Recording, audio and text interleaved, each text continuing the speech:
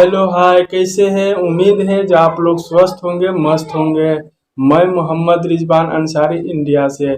तो मैं आप लोग के सामने एक नई वीडियो के साथ आया हूं जो मुफ्ती सलमान अजहरी ने मौलाना जरदीस का पर्दाफाश किए हैं। वो बारे में आपको मैं एक नई वीडियो के साथ, एक नई जानकारी के साथ, पहले आप कभी देखे भी होंगे वो तो मालूम नहीं, लेकिन आप हमारे साथ देखिए। ये वीडियो में बहुत मज़ा आने वाला है और जितनी भी इल्ज़ाम मौलाना जरदीस ने लगाता है सबका जवाब मुफ्ती सलमान अजहरी साहब ने देते हैं। तो आइए हम पहले ये पूरा वीडियो के देखते हैं, फिर हमको मालूम। लेकिन एक बात आपसे हम रिक्वेस्ट कर रहे हैं, पूरा वीडियो देख के ही जाइएगा तो आपको मालूम पड़ेगा जो मुफ्ती सलमान अजहरी साहब ने क्या बयान किया और क्या हकीकत है। तो आइए हम वीडियो को स्टार्ट करते हैं। जहां तक इल्म गैब का ताल्लुक है मेरे भाइयों, आप भी वही मानते हो जो हम मानते हैं। अल्लाह की कसम, अल्लाह के रसूल सल्लल्लाहु अलैहि वसल्लम के बारे में तुम सिर्फ कहते हो इतना कि अल्लाह के रसूल को इल्म गैब था। मा काना व मा यकून का इल्म था। दुनिया जब से बनी है तब से लेकर कयामत तक शजर हजर, समंदर में कितनी मछलियां हैं, दरख्तों में कितने पत्ते, सबका इल्म था। ये तुम अकीदा रखते हो, लेकिन जब सवाल किया जाता है कि ये बताओ, जब हजरत आयशा सिद्दीका पर तोहमत लग रही थी और अब्दुल्ला इब्ने उबय इब्ने सलूल ने जब मजाक उड़ाया तो अल्लाह के नबी जनाब मुहम्मद रसूलुल्लाह इतने परेशान रहे। आप कह सकते थे, आए अब्दुल्ला इब्ने उबय तुम झूठ बोल रहे हो, हमारी बीबी आयशा पाक दामन है, पाक दामन, क्योंकि मुझे इल्म है, मैं इल्म गैब रखता हूं, मुझे मालूम है। इतना बड़ा इल्जाम लग रहा है। नबी की बीबी अम्मा आयशा को पता चला तो घर से अल्लाह के रसूल से इजाजत लेकर अपने घर चली गई। कुछ दिनों के बाद जब अल्लाह के रसूल अपनी बीबी के पास गए और हजरत आयशा से पूछा, आयशा गलतियां इंसान से ही होती हैं, तुम्हारे बारे में जो अफवाहें उड़ रही हैं मुझे सिर्फ इतना बता दो कि तुम उसमें मुलव्वस हो या नहीं। एक नबी अपनी बीवी से पूछ रहा है और तुम कहते हो आलिमुल गैब। आलिमुल गैब, जरा मुझे बताओ ये कौन सा इल्म गैब था? नबी अपनी बीवी के दहाने पर और सराहने पर बैठे हुए हैं और पूछ रहे हैं, बीवी तुम्हारे बारे में ऐसे इल्जाम, मुझे बताओ। हजरत आयशा एक ही जवाब देती है, आए अल्लाह के रसूल, अगर मैं आपसे ये कह दूं कि हाँ मैंने ये काम किया है और मेरा अल्लाह जानता है कि मैं इससे बिल्कुल पाक दामन हूं, तो अभी आप फौरन मेरी बात मान लेंगे, क्योंकि ये बात ही ऐसी है और लोगों ने इतनी उड़ा दी है कि उसके बारे में आपका दिल जम गया है। अभी मैं कह दूं हाँ मुझसे ये काम हुआ है तो अभी आप मान लेंगे, और अगर मैं ये कह दूं कि मैंने नहीं किया और मेरा अल्लाह जानता है कि मैंने नहीं किया, तब भी आपको भी इतनी जल्दी यकीन आने वाला नहीं, क्योंकि लोगों ने इसके खिलाफ बहुत सी बातें आपके दिल में बिठा दी है। मेरे मामले में अल्लाह की सुपुर्द करती हूँ, बस मेरा मामला बहुत जल्दी अल्लाह पर मुनकशिफ कर देगा, अल्लाह ही आपको बाखबर कर देगा। हजरत आयशा फरमाती है, मुझे ये उम्मीद नहीं थी, इतना तो मैं जानती थी कि अल्लाह ताला जरूर मेरे नबी को ख्वाब में दिखला देगा कि मैं पाक दामन हूँ, लेकिन मुझे ये उम्मीद नहीं थी कि मेरे बारे में कुरान की आयतें नाजिल होंगी। अल्लाह मेरी बरात और पाक दामनी के लिए जिब्राइल को भेजकर 18 आयतें नाजिल फरमाएगा। अल्लाह के रसूल वही बैठे हुए, पेशानी पे पसीना आने लगा। अम्मा आयशा समझ गई कि अल्लाह के रसूल पर जब वही आती थी तो ऐसा ही हाल हो जाता था, सख्त सर्दियों में पसीना आने लगता था। अल्लाह के रसूल बैठे हैं, पसीना टपक रहा है, आप बोझल, आप भारी से हो गए, आपका सर बोझल हो गया। हजरत आयशा समझ रही हैं, अबू बकर सिद्दीक घबरा गए, उनकी बीवी यानी अम्मा आयशा की मां घबरा गई, पता नहीं जिब्राइल कौन सी खबर लेके आ रहे हैं, पता नहीं मेरी बेटी के बारे में क्या अल्लाह बताए। लेकिन हजरत आयशा फरमाती है कि मैं बिल्कुल नहीं घबराई, इसलिए कि जब मैंने ये काम किया ही नहीं तो मैं क्यों घबराऊं। थोड़ी देर के बाद जब 18 आयतें नबी के ऊपर नाजिल हो चुकी तो अल्लाह के रसूल मुस्कुराते हुए उठे, कहने लगे, आयशा खुश हो जाओ, अल्लाह ताला ने तुम्हारी पाक दामनी का ऐलान कर दिया, मुझे बाखबर कर दिया, ये आयतें तुम्हारे बारे में नाजिल हुई। हजरत आयशा की मां कहने लगी, हाय आयशा उठो, जल्दी उठो और अल्लाह के रसूल का शुक्रिया अदा करो। तुम क्या जानो कादरी साहब, तुम्हारे चेले और चपाटे क्या जाने, तुमने इनको इतना बेवकूफ बना दिया है। हजरत आयशा ने जो जवाब दिया था वो तुम्हें बताता سناتا ہوں. حضرت عائشہ کی ماں کہہ رہی ہیں تمہارے بارے میں قرآن کی آیتیں نازل ہوئی, اللہ نے پاک دامنی کا اعلان کر دیا, عائشہ تم دیکھو اٹھو اور نبی کا شکریہ ادا کرو. حضرت عائشہ نے یہ کہہ کر ٹھکرا دی اپنی ماں کی بات, میں نبی کا کیوں شکریہ ادا کروں, میں محمد رسول اللہ کا کیوں شکریہ ادا کروں, یہ بھی تو انہی لوگوں کے باتوں میں آ رہے تھے. میں تو شکریہ اس ذات کا ادا کروں گی جس نے میری پاک دامنی کا اعلان کیا, میں بھی شکریہ اس کا ادا کروں گی جس نے مجھے پاک دامن ثابت کر دیا. بیوی رسول اللہ کے شکریہ کو ریجیکٹ کر رہی ہے اور اللہ کا شکریہ ادا کر رہی ہے. تم غور سے پڑھو تمہیں سب وہابی نظر آئیں گے. سورہ نور میں اللہ تعالیٰ نے جو احکام فرمائے, دیکھیں چند احکام میں بتا دیتا ہوں. اس سورے میں جو ہے ام المومنین عائشہ صدیقہ رضی اللہ تعالیٰ عنہ کی برات, آپ کی پاکی کا بھی ذکر آیا ہے. منافقین نے آپ پر تہمت لگائی تھی. ایک بار حضور صلی اللہ علیہ وسلم جہاد میں تھے, غزوہ بنی مستلق, وہاں سے واپسی کے وقت ام المومنین ساتھ میں ہوا کرتی تھی, کوئی نہ کوئی حضور کی زوجہ ساتھ جاتی تھی. تو واپسی کے وقت جب ام المومنین کی عمر بہت چھوٹی تھی, حضرت عائشہ صدیقہ رضی اللہ تعالیٰ عنہ کی عمر تقریباً 13-14 سال کے آس پاس تھی. واپسی کے وقت, جہاد سے واپسی کے وقت راستے میں ایک جگہ قافلہ رکا, تو اونٹ کے اوپر ایک کجاوا یعنی ایک خیمہ لگایا جاتا تھا ازواج مطہرات کے لیے, ام المومنین کے لیے پردے کا انتظام ہوتا تھا. وہ کیسا ہوتا تھا, ایک چھوٹا سا حجرہ, ایک جھوپڑی ٹائپ, اسے اٹھا کر کے رکھتے تھے, باندھتے تھے اونٹ کے اوپر, اور پھر جہاں اونٹ بیٹھ جائے وہ اٹھا کر کے پھر زمین پر رکھا جاتا تھا. تو کجاوا اٹھا کر کے زمین پر رکھا گیا. رات کو جو ہے وہاں قیام ہوا تھوڑی دیر کے لیے. ام المومنین اپنی حاجت کے لیے اتری, ان کا سونے کا ہار جو ہے کہیں گر گیا تھا, تو وہ ڈھونڈنے کے لیے نکلی. تو اتفاق سے جو ہے اچانک واپسی کا اعلان ہو گیا کہ چلو. تو صحابہ جو اٹھاتے تھے کجاوا, وہ خیمہ, وہ جھانک کر کے دیکھتے نہیں تھے کہ اندر ہے یا نہیں. کجاوا اٹھایا گیا, اونٹ پر رکھ دیا گیا. ان کے دل میں یہ تھا ام المومنین اندر ہیں, بیٹھی ہیں. جبکہ ام المومنین عائشہ صدیقہ رضی اللہ تعالیٰ عنہ وہ اپنے گلے کا ہار کچھ ڈھونڈنے کے لیے باہر نکلی ہوئی تھی. قافلہ چل پڑا, چلا گیا قافلہ. حضرت عائشہ واپس آ کر کے دیکھیں, کچھ بھی نہیں, نشان بھی نہیں, سب جا چکے. تنہائی رات کی, کوئی وہاں پر راستے میں نہیں ہے. تو ایک جگہ اوٹ میں بیٹھی, نیند لگ گئی آپ کو, سو گئی وہیں پہ. اس وقت ہوتا یہ تھا کہ قافلے جب چلتے تھے تو کسی ایک صحابی کو پیچھے چھوڑ دیا جاتا تھا.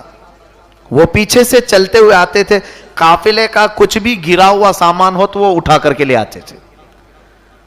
تو وہ پیچھے سے چلنے والے صحابی, قافلے سے ان کا ڈسٹینس ہوتا تھا تھوڑا سا. حضرت صفوان رضی اللہ تعالیٰ وہ پیچھے سے آ رہے تھے. صبح کا وقت تھا, انہوں نے دیکھا کہ یہاں کوئی خاتون سوئی ہوئی. قریب جا کر کے دیکھا تو کہنے لگے اللہ اکبر, یہ تو ام المومنین ہیں. حضرت عائشہ صدیقہ رضی اللہ تعالیٰ عنہ کے قریب پہنچے تو بیدار ہو گئیں. پردہ کیا, پوچھا کہ ماں یہاں کیسے؟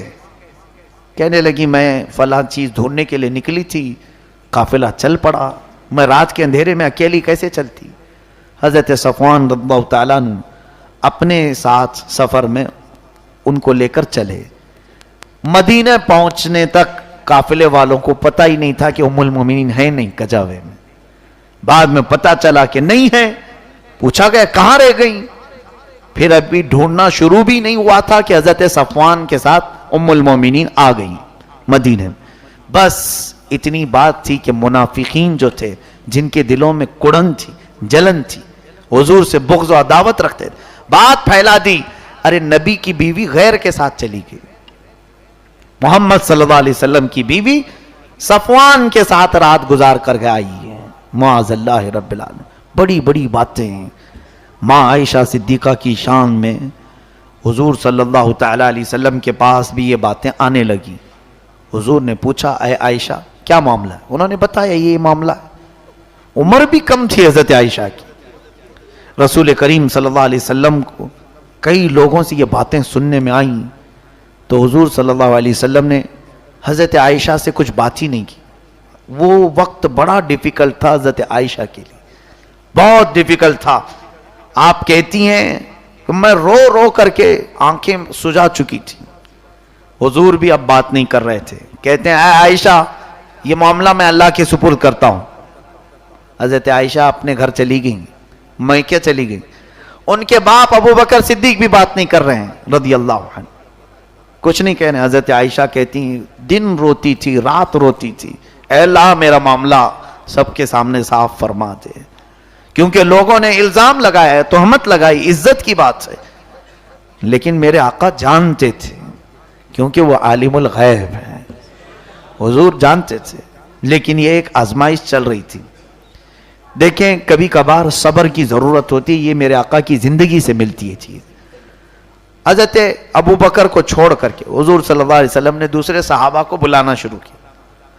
حضرت عمر سے پوچھا, عمر عائشہ کے بارے میں ایسی ایسی باتیں سننے کو آ رہی ہیں, تمہارا کیا خیال ہے؟ آگے بڑھتے ہیں. کہتے ہیں یا رسول اللہ صلی اللہ علیہ وسلم, اللہ تبارک و تعالیٰ نے قرآن میں آپ کے گھر والوں کے بارے میں یوں فرمایا, ہر طرح کی برائی کو آپ کے گھر سے دور کیا ہے. اگر عائشہ کے گھر عائشہ کے اندر برائی ہوتی تو کبھی مولا آپ کو نکاح کا حکم ہی نہیں دیتا, ہو ہی نہیں سکتا. حضرت عثمان کو بلایا, کہا آپ کا کیا خیال ہے؟ کہتے ہیں دیکھیں کتنی پیاری بات ہے. یا رسول اللہ صلی اللہ علیہ وسلم, اللہ نے آپ کا سایہ زمین پر نہیں ڈالا تاکہ کسی کا پیر نہ پڑ جائے, رسول کے سائے پر کسی کا پیر نہ پڑ جائے. کیا وہ مولا آپ کو ایسی بیوی دے گا جس کے اندر غلاظت ہو ہی نہیں سکتا یا رسول اللہ. حضرت علی سے پوچھا آپ کا کیا خیال ہے؟ عرض کرنے لگے یا رسول اللہ صلی اللہ علیہ وسلم, جہاں تک عائشہ کی بات ہے لوگ کہہ رہے ہیں ایسے کہ آپ کے گھر والی, آپ کی خاتون, آپ کی بیوی ایسی. ہمارا تو عقیدہ یہ ہے کہ رب تعالیٰ آپ کے جسم پر تو مکھی بھی نہیں بیٹھنے دیتا, آپ کے جسم پر کبھی مکھی نہیں بیٹھتی. عائشہ اگر ناپاک ہو تو آپ کے گھر میں مولا کیسے رکھتا؟ نہیں ہو سکتا. صحابہ نے بڑی فضیلتیں بیان کی. حضور صلی اللہ تعالیٰ علیہ وسلم جو اس وقت ان سب سے پوچھ رہے تھے, یہ بھی جو ہے ایمان اور نفاق کی بات تھی. کچھ لوگوں کو بلایا اور باری باری پوچھ رہے تھے. پوچھا آپ کا کیا خیال ہے؟ تو ایک صاحب نے کہا ہاں لوگ کہہ رہے ہیں, ہو بھی سکتا ہے نہیں بھی ہو سکتا ہے, کیا معلوم, اندر کی بات ہے. یہاں سمجھ میں آ جاتا ہے, دل میں جو چیز ہے نکل آتی. یہ ایمان کی پرکھ ہو رہی تھی یہاں پر, جانچ ہو رہی تھی.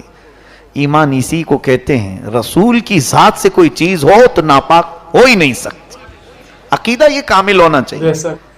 تو جتنے لوگوں نے یہ کہا تھا پہچان لیے گئے وہ کہ کس کے دل میں کیا ہے. ہاں لوگ تو کہہ رہے ہیں, اور عائشہ رات کو کیوں گئی تھی, ایسے ایسے باتیں بھی کچھ لوگوں نے کی. لیکن جو صحابہ تھے, اہل ایمان تھے, ان کو اللہ نے مضبوط ایمان عطا کیا تھا. چند دن ایسی گزرے, ایک مہینہ گزر گیا, تب اللہ تعالیٰ نے جبرائیل امین کے ذریعے آیتیں بھیجی. اللہ فرماتا ان الذین جاؤوا بالافک عصبۃ منکم لا تحسبوه شرا لکم بل هو خیر لکم. جو لوگ تہمت لگائیں آپ کے گھر والوں کے متعلق, اے محبوب اس کو آپ برا نہ سمجھیں, آپ کے حق میں بہتر ہی ہے, بہتر ہے. کیونکہ سبوں کے دلوں کی کڑن مولا تعالیٰ ظاہر کرنا چاہتا تھا. پتہ یہ چلا کہ نبی کا گھرانہ کسوٹی ہے ایمان کو ناپنے کی. جو اس طرف محبت کے جملے کہا وہ ایمان والا ہے, اور جس نے شک بھی کیا وہ منافق ہے. اللہ تعالیٰ فرماتا ہے والذی تولی کبرہ منہم لہ عذاب عظیم, میں تو ان کے لیے دردناک عذاب رکھا ہوں, بڑا عذاب. اب رہی بات یہ ان پر جو لگایا گیا تھا, عائشہ بری ہے ان تمام چیزوں سے.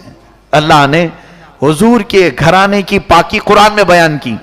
اب سنیے, جب یہ آیتیں نازل ہوئی تو حضرت ابو بکر صدیق دوڑتے ہوئے آئے عائشہ کے پاس. ایک مہینے کے بعد حضرت عائشہ کہتی ہیں میری آنکھیں سوج گئی تھیں, اتنے دن تک حضور سے بھی ملاقات نہیں ہو رہی تھی. کہا عائشہ مبارک ہو, اللہ کی آیتیں اتر گئی تمہاری شان میں, مولا نے پاکی بیان کر دی, جاؤ جلدی حضور سے ملو. عمر کم تھی, محبوبانہ انداز بھی تھا. کہا نہیں میں ان سے پہلے نہیں ملوں گی, پہلے میں میرے رب کا سجدہ کروں گی. हुजूर सल्लल्लाहु अलैहि वसल्लम खुद लेने आए हजरत आयशा को और उसके बाद मोहब्बत से अपने घर में बिठाए। अब उसके बाद फरमाया, आयशा हुजूर अगर चाहते तो पहले ही दिन कह देते मेरी आयशा पाक है, लेकिन लोग ये कहते अपने घर वाले की बात कर रहे हैं, अपनी बीवी की पाकी तो हर कोई बोलेगा। ए आयशा, मैं ये चाहता था कि तुम्हारी बारात में ऐसी चीज उतरे कि कयामत तक लोग उसको तिलावत करते रहे।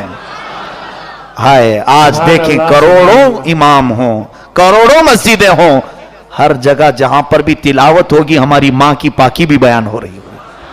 आयशा सिद्दीका, अफीफा, तय्यबा, ताहिरा रज़ी अल्लाह तआला अन्हा की पाकी भी कुरान ने बयान किया। हुजूर सल्लल्लाहु तआला अलैहि वसल्लम हज़रत आयशा सिद्दीका रज़ियल्लाहु तआला अन्हा को ये फरमाते हैं, अल्लाह ने तेरे हक में कुरान की आयतें ऐसी उतारी कि सुबह क़यामत तक अब तेरी पाकी ईमान वाले बोलते रहेंगे। अल्लाह तबारक व तआला निफाक और मुनाफिकीन के शर से हमारी हिफाजत फरमाए। तो देखे दोस्तों, मुफ्ती सलमान अजहरी ने कितनी तफसील से ऐसा समझाया जो हर इंसान को समझ में आ गया होगा। जो मौलाना जरदीस ने जिस अल्फाज में बयान करता है, जिस अल्फाज में नबी की शान, नबी की ज़ौजा मुतहरा की शान बयान करता है, वो बिल्कुल सुनने की लायक नहीं है। तो उसी की जवाबी में मुफ्ती सलमान अजहरी साहब ने जो बताया, जो समझाया, हर कोई को उम्मीद है जो समझ में आ गया होगा। तो अगर ये वीडियो अच्छी लगी हो तो मेरे चैनल को सब्सक्राइब जरूर कर लीजिएगा, ताकि नेक्स्ट वीडियो कभी भी मैं डालूं तो आपके पास पहुंच जाए। तो फिर मिलेंगे एक नेक्स्ट वीडियो के साथ। अस्सलामु अलैकुम व रहमतुल्लाहि व बरकातहू।